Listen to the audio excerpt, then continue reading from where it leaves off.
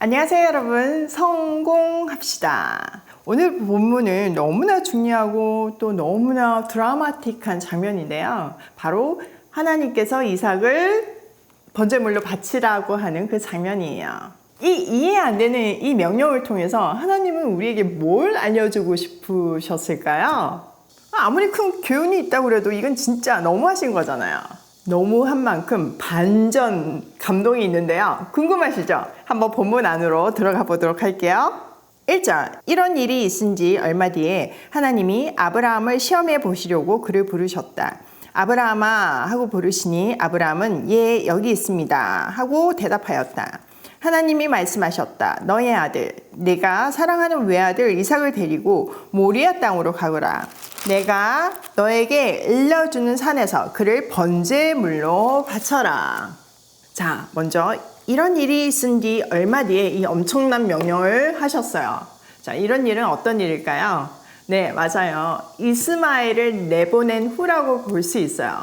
그리고 나서도 시간이 꽤 흘렀죠. 지금 이 내용의 뒤에 보면요, 이삭이 장작을 지고 가파른 산을 오르거든요. 그러니까 그 정도로 성장한 뒤니까 시간이 꽤 흐른 뒤죠.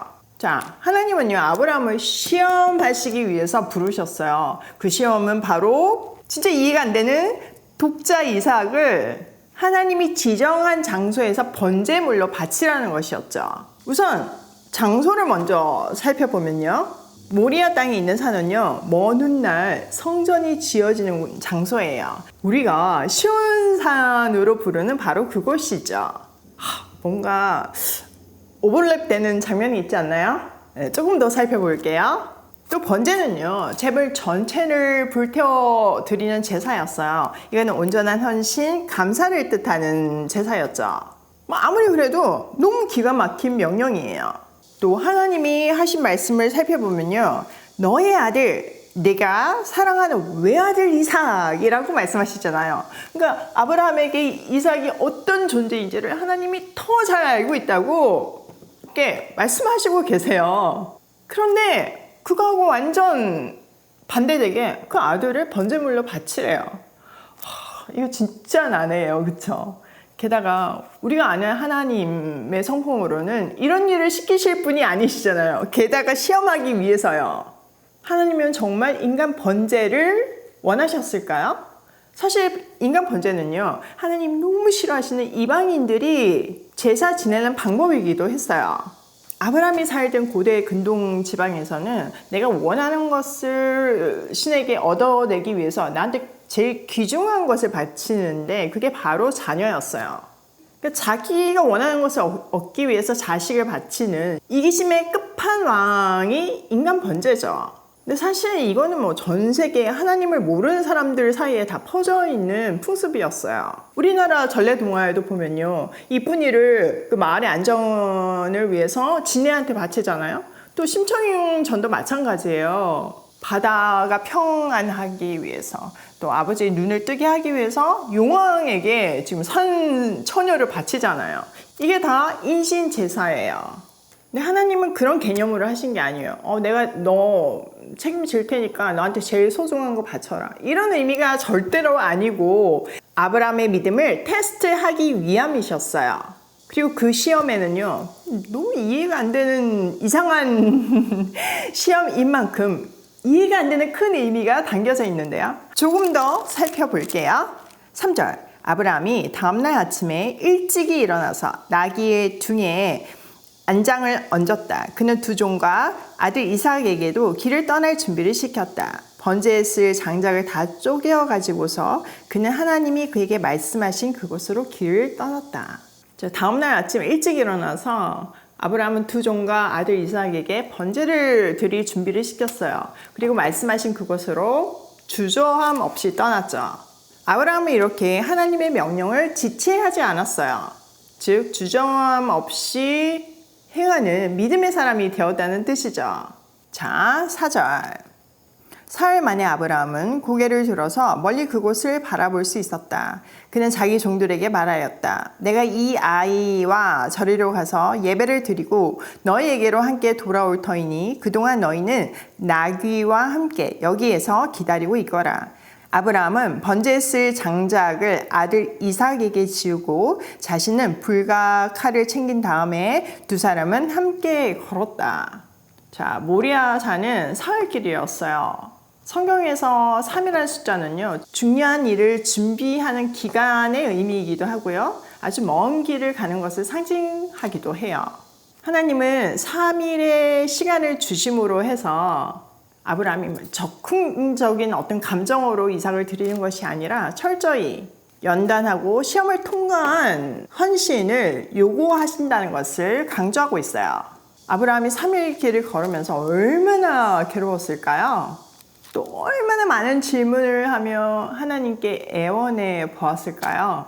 이 길을 걸으며 그는 먼저 마음으로 이삭을 하나님께 드렸어요. 산에 가까이 왔을 때 종들에게 거기서 기다리게 해요. 그리고 번제에 쓸 장작을 이삭에게 지우고 자신은 불과 칼을 챙긴 다음 함께 걷죠. 여기에서 종들에게 한 말이 아주 중요한데요. 내가 이 아이와 저리로 가서 함께 돌아올 것이다 라고 말해요. 여기서 우리는 아브라함의 부활신앙을 확인할 수 있어요. 아브라함은 이삭이 죽지 않고 반드시 자기와 함께 돌아올 것이라는 것을 믿고 있는 거죠. 히브리서 11장 17절에서부터 18절을 보면요, 내 자손으로 칭할 자는 이삭이라고 분명하게 말씀하셨어요. 아브라함은 이것을 믿었기 때문에 아이를 바칠 수 있었죠. 많은 자손을 주실 거라고 약속을 했는데 이삭이 죽으면 그 약속이 성취될 수가 없잖아요. 또한 날 수 없는 몸에서 이삭이 기적처럼 태어났어요. 하나님이 하신 거죠. 그렇게 생명을 주신 하나님께서 죽어도 살릴 거라는 확신이 있었던 거예요. 아브라함의 믿음이 엄청 성장했음을 볼 수 있죠. 자, 7절. 이삭이 그의 아버지 아브라함에게 말하였다. 그가 아버지 하고 부르자 아브라함이 얘야 왜 그러느냐 하고 대답하였다. 이삭이 물었다. 불과 장작은 여기 있습니다마는 번제로 바칠 어린 양은 어디 있습니까? 아브라함이 대답하였다. 얘야 번제로 바칠 어린 양은 하나님이 손수 마련해 주실 것이다. 두 사람이 함께 걸었다. 드디어 이삭이요, 뭔가 이상한 거죠. 그래서 아버지께 번제로 바칠 어린 양이 어디 있냐고 물어요. 아브라함은 하나님께서 손수 마련해 주실 것이라고 대답하죠. 이것은 아브라함의 믿음의 대답이었고 진짜 그렇게 되었잖아요. 자, 9절. 그들이 하나님이 말씀하신 그곳에 이르러서 아브라함은 거기에 제단을 쌓고 제단 위에 장작을 벌려 놓았다. 그런 다음에 제 자식 이삭을 묶어서 제단 장작 위에 올려 놓았다. 그는 손에 칼을 들고서 아들을 잡으려고 하였다. 그때 주님의 천사가 하늘에서 아브라함아 아브라함아 하고 그를 불렀다. 아브라함이 대답하였다. 예, 여기 있습니다. 천사가 말하였다. 그 아이에게 손을 대지 말아라. 그 아이에게 아무 일도 하지 말아라. 내가 너의 아들, 너의 외아들까지도 나에게 아끼지 아니하니 내가 하나님 두려워하는 줄을 내가 이제 알았다. 자, 아브라함은요, 이삭을 데리고 하나님이 지정하신 그곳에 도착했어요. 아브라함은 한치의 주저함도 없이 제단을 만들었고 장작을 벌려놓고 이삭을 묶어서 제단 위에 올려두었어요. 이때 이삭도 자기가 제물인 것을 알았을 거예요. 왜냐면은 이삭의 나이가 지금 이제 장작을 메고 가파른 산을 오를 정도로 성장했다는 것을 알 수 있잖아요. 청년이었다는 것을 우리가 알 수 있어요. 아무리 청년이어도 아버지 눈에는 아이인 거죠. 아이라고 표현한 거죠. 근데 저도 우리 큰아들, 뭐 둘째 아들, 셋째 아들 다 컸지만 저 맨날 우리 애기 이러거든요. 똑같은 표현인 거죠. 또 이삭이 만약에 반항하려고 마음을 먹었으면요, 늙은 아버지 손을 밀치고 도망갈 수 있었을 거예요. 그러나 그는 아버지의 뜻에 순종했어요. 더 나아가 하나님의 말씀에 순종했죠. 아브라함은 드디어 팔을 뻗어서 아들을 잡으려고 했어요. 그때 하늘에서 아브라함을 부르죠. 2번이나 부르신 것은 이것이 얼마나 다급한 호출이었는지를 보여주는 거죠. 그리고 그 너 아이에게 손을 대지 말라고 해요. 너의 아들, 너의 외아들까지도 아끼지 아니하니 네가 정말 하나님을 두려워하는 줄 내가 이제 알았다, 확인했다, 이렇게 말씀하세요. 완전 슬로우 모션으로 너무 드라마틱하게 기술하고 있죠. 바울이 쓴 로마서를 보면요, 아브라함이 그 대속의 믿음까지 나아갔음을 말하고 있어요. 또 야고보 사도는요, 아브라함은 행함으로 의롭게 되었다고 말하고 있어요. 자, 창세기 15장에서 보면 믿음으로 말미암아 아브라함이 의롭게 되었잖아요. 또 로마서에서도 아브라함이 믿음으로 의롭게 되었다고 말하고 있어요. 근데 야고보 사도는 행함으로 의롭게 되었대요. 이거 완전 반대되는 이야기 아닌가요? 아니에요. 창세기 15장에서 믿음으로 말미암아 의롭게 된 아브라함은 하나님의 열심 속에서 다듬어지고 또 다듬어져서 창세기 22장에 도달하니까 이제 그 믿음이 행함으로 승화된 거예요. 진짜 너무 감격이지 않나요? 믿음으로 의롭게 된 우리도 온전한 순종을 함으로써 믿음이 행함으로 승화되는 그런 멋진 인생 살기로 해요. 우린 할 수 있어요. 그래서 매일 말씀 앞에 우리를 부르시잖아요. 이 부르심 자체가 하나님의 열심이자 사랑이자 우리에게 주신 언약이에요. 반드시 그렇게 하신다는. 하나님은 절대 우리를 포기하지 않으세요. 영원히요. 자, 13절. 아브라함이 고개를 들고 살펴보니 숯불 속에 숫양 한 마리가 있는데 그 뿔이 숯불에 걸려 있었다. 가서 그 숫양을 잡아다가 아들 대신에 그곳으로 번제를 드렸다. 이런 일이 있었으므로 아브라함이 그곳 이름을 여호와 이레라고 하였다. 오늘날까지도 하나님은 주님의 산에서 준비될 것이다는 말을 한다. 자, 그때 아브라함은요, 숯불 속에 뿔이 걸려있는 수량을 발견했어요. 그의 믿음대로 하나님이 정말 수량을 번제물을 준비해 주신 거죠. 아브라함은 그것을 잡아다가 아들 대신 번제를 드렸어요. 그리고 그것의 이름을 여호와 이레라고 불렀어요. 주님께서 산에서 친히 보이신다는 의미이죠. 자, 이쯤 되니까 우리는 이제야 하나님께서 아브라함에게 왜 이교도들이 하는 끔찍한 인신 제사를 시켰는지 그 답을 얻을 수 있어요.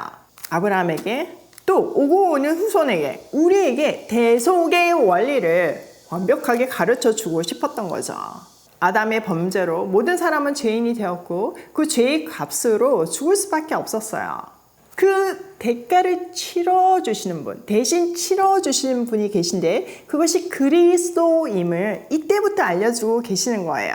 우리가 지금까지 살펴봤지만 이삭은 그리스도를 예표하고 있어요. 나올 수 없는 몸에서 태어난 것 자체가 동정녀 탄생으로 태어난 예수님을 예표하고 있고요.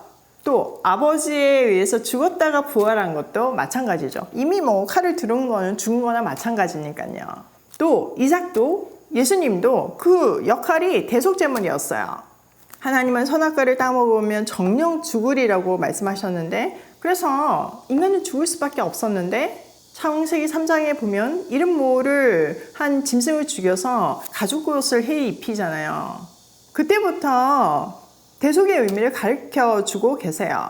그 대속의 개념을 배우고 하나님께 나아올 때는 대신 죽은 대속 제물을 가지고 오게 함으로 해서 계속해서 그 의미를 가르쳐주고 있었어요. 그 동물 제사, 그 희생된 대속 제물은 대속 제물 본체이신 예수님의 그림자잖아요. 또 지금 이삭을 통해서도 그 외아들이 대속 제물로 죽고 부활하실 것을 분명하게 보여주고 계세요. 장소도 같죠? 모리아산, 시온산. 형태도 비슷해요. 장작을 지고 올라가는 이삭, 십자가를 지고 올라가시는 예수님. 그렇게 구약에서 계속 그 실체가 오실 것이라는 것을 말씀해 주시다가 드디어 역사를 뚫고 하나님이신 예수님이 이 땅에 오셨어요. 인간의 몸을 입고서요. 그리고 그 대속의 죽음을 통해서 우리의 죄의 값을 다 갚아주셨어요. 그 결과 우리는 사망에서 생명으로 옮겨졌죠. 정말 너무 위대한 스토리지 않나요? 이보다 더 감동적인 스토리가 있나요? 이 스토리가 바로 나 한 사람을 구원하기 위한 하나님의 사랑의 스토리예요. 자, 오늘 내용을 우리 삶에 한번 적용해보면요. 첫 번째, 여호와 이레의 믿음을 가지자. 하나님이 우리에게 뭔가를 시키실 때는요, 모든 것을 다 준비해 주세요. 걱정되시죠? 저도 그래요. 저도 막막할 때가 정말 많아요. 그런데 지나고 보면 하나님이 다 준비해 주셨더라고요. 우리한테 필요한 것은요, 여호와 일의 믿음을 가지고 기도하는 거예요. 우리가 기도하면 하나님이 일하세요. 두 번째, 분명한 부활 신앙을 가지자. 지금 아브라함이 그 소중한 자녀를 바칠 수 있었던 거는 분명한 부활 신앙이 있었기 때문이에요. 나한테 제일 소중한 게 생명이잖아요. 이 생명이 하나님께 있다는 것이 분명하게 확인이 되면요, 우리는 세상이 두렵지 않아요. 눈에 뵈는 게 없죠. 세 번째, 믿음으로 의롭게 되었으니 그 믿음을 행함으로 승화시키자.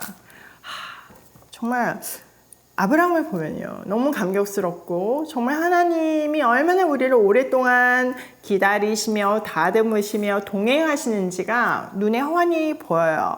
우리도 그 사랑 안에서 믿음이 행함으로 승화되는 그런 멋진 인생 살기로 해요. 오늘도 여호와 일의 하나님을 믿으며 믿음을 행함으로 승화시키며 고고싱해요.